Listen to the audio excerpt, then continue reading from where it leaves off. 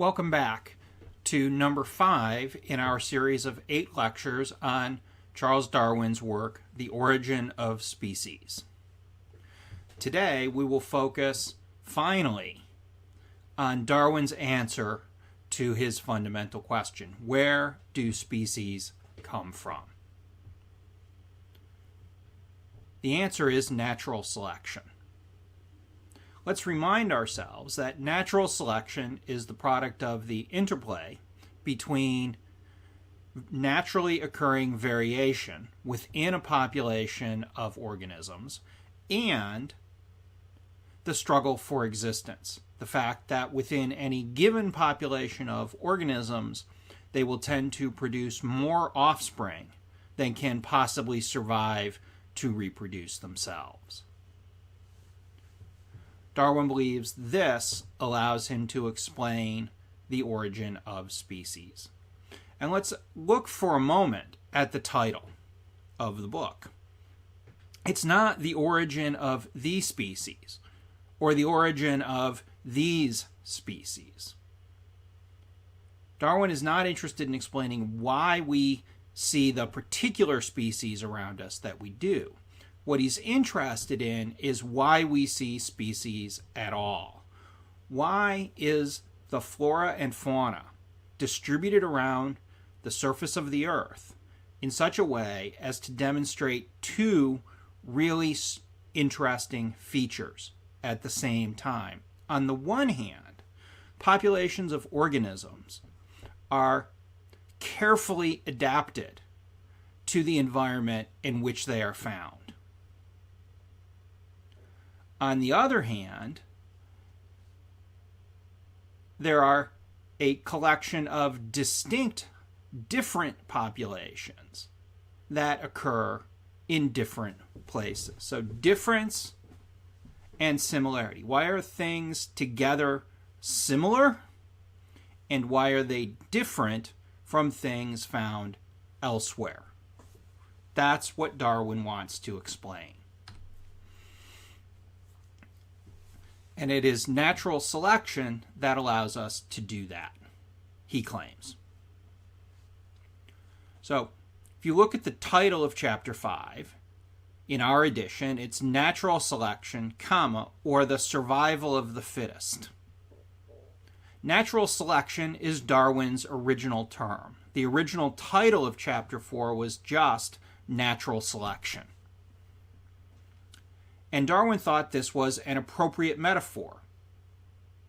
It focuses on the idea that the natural world shapes the population of organisms that occupies the natural world in a way analogous to the way that human breeders choose certain traits in domestic animals by choosing certain animals to reproduce. It focuses our attention on the role of variable environments in generating difference across space and time. Unfortunately, as several of his supporters pointed out to him, it's also subject to a kind of misunderstanding.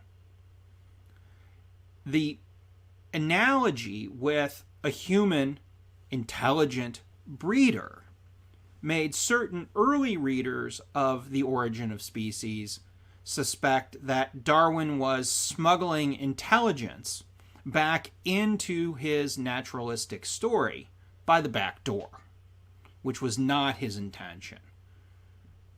There is no intelligence. There's no choosing that happens. There's just causing or forcing, right? There's birth and death in a particular environment. That leads him to add the notion of the survival of the fittest, a phrase that he gets from the philosopher Herbert Spencer. And this focuses our attention on a different aspect of the biological situation. Survival of the fittest focuses on the way in which, in a fixed environment, certain traits make certain organisms more reproductively successful than other organisms that lack those traits. It focuses our attention on the difference between organisms, not on the mechanism that generates the reproductive difference. That's important because it gets rid of the idea that there's a kind of overarching intelligent agent. It also focuses our attention on a slightly different aspect of the problem.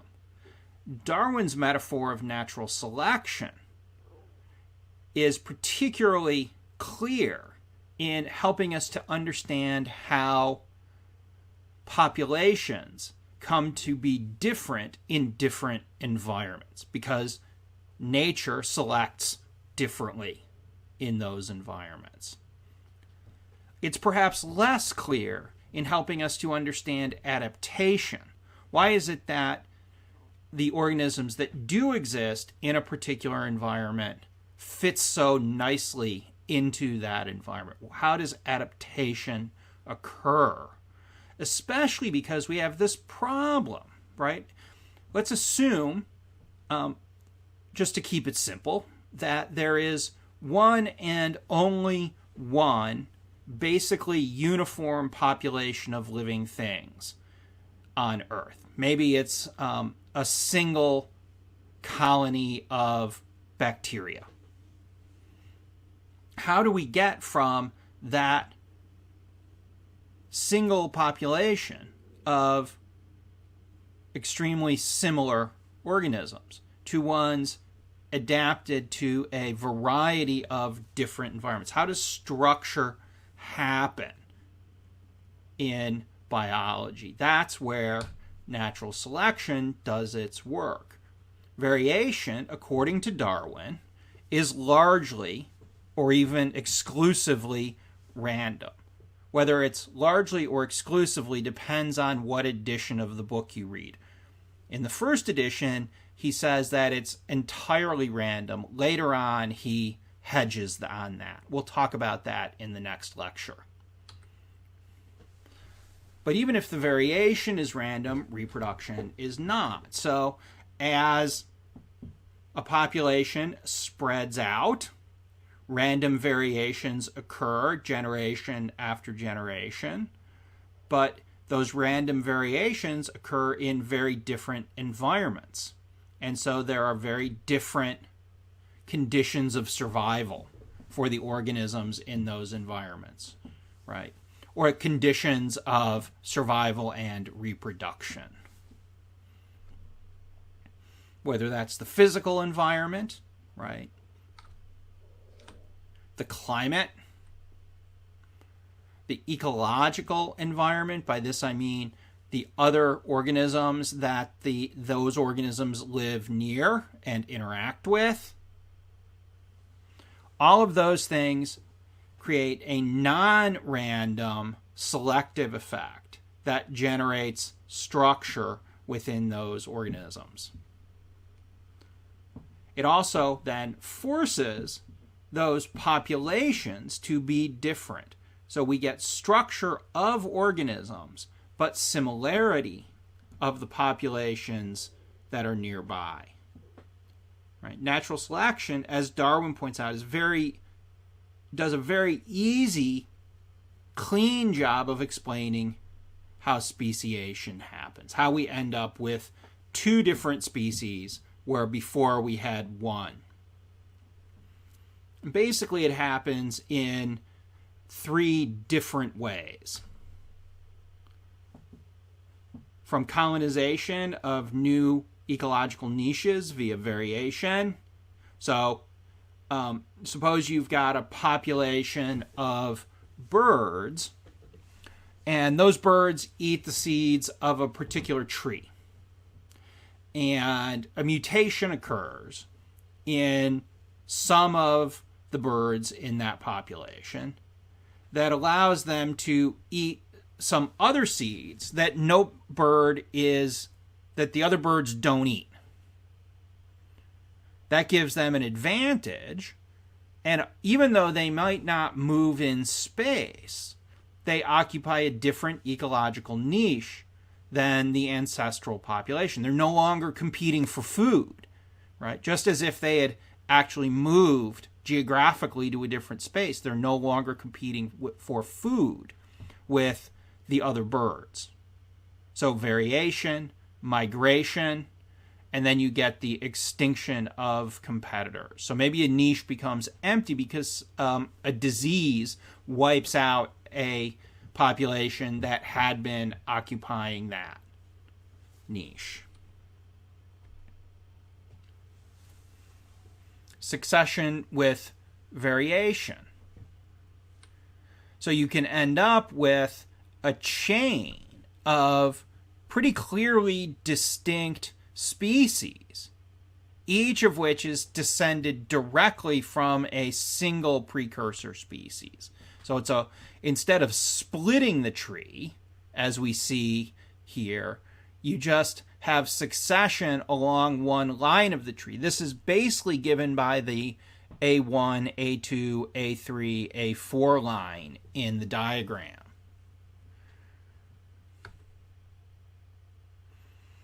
And then, crucially for Darwin, the real appearance of a difference in species is the product of the extinction of intermediate varieties. This is what leads to the appearance that you can't get from, say, A14 to Q14 via a series of small changes, right? Or you can't get from A10 to Q14 via a series of small changes because we just don't see the changes. And nature, for Darwin, is more creative than we are. Again, not in an intelligent sense, not in a sense of deliberate creation, but over very long periods of time, via what is essentially random trial and error, everything gets tried, including things that we cannot imagine. So if Darwin's right, he's now given us the tools to explain the world that we see around us.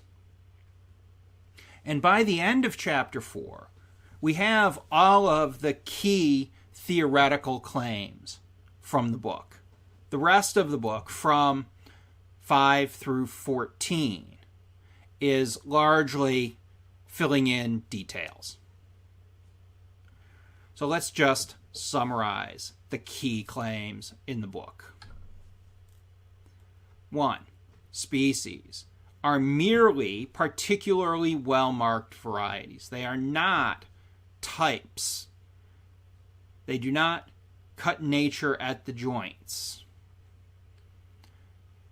Implicit in this, the next step is that only relationships of inheritance are explanatory. That common descent is the universal feature of life on Earth. That the claim that everything on Earth is related to everything else on Earth via common descent, via common ancestors, is the only way to make sense of the fossil record. But it is also, although Darwin, of course, does not say this, he implies it, the basis of a purely naturalistic explanation and interpretation of the natural world. That we explain common descent via an appeal to natural selection. And this is the primary explanation for the appearance of local adaptations in history. There is no intelligent design. There's no evidence of intelligent design. And the only, with the implication that we don't need anything else. Darwin never says we can get by with just natural selection. But the fact that he doesn't ever point to anything but natural selection should make us suspect that that's what he intends. And ultimately, right, while he is willing only to say that in most environments, there is a value, a reproductive value to complexity and variability, which seems reasonable, right? More complex organisms tend to have more flexibility. Given the rate of change in the conditions of survival, adaptability, flexibility has real value. But the other side of this coin is that there is no basis for a general theory of progress in biology. Darwin's very clear about this.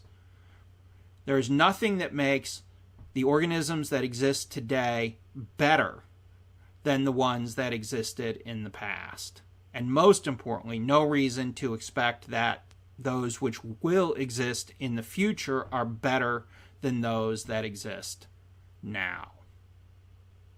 Because better is a purely local notion for Darwin. Better for what? Better at a particular environment. Every organism is as good as it can be at surviving in the conditions in which it finds itself. That's the most we can ever say. So that's Darwin's fundamental claims.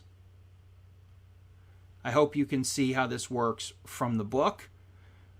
We will have 3 more short lectures on the reception of The Origin of Species in the second half of the 19th century and of Darwin's own later career.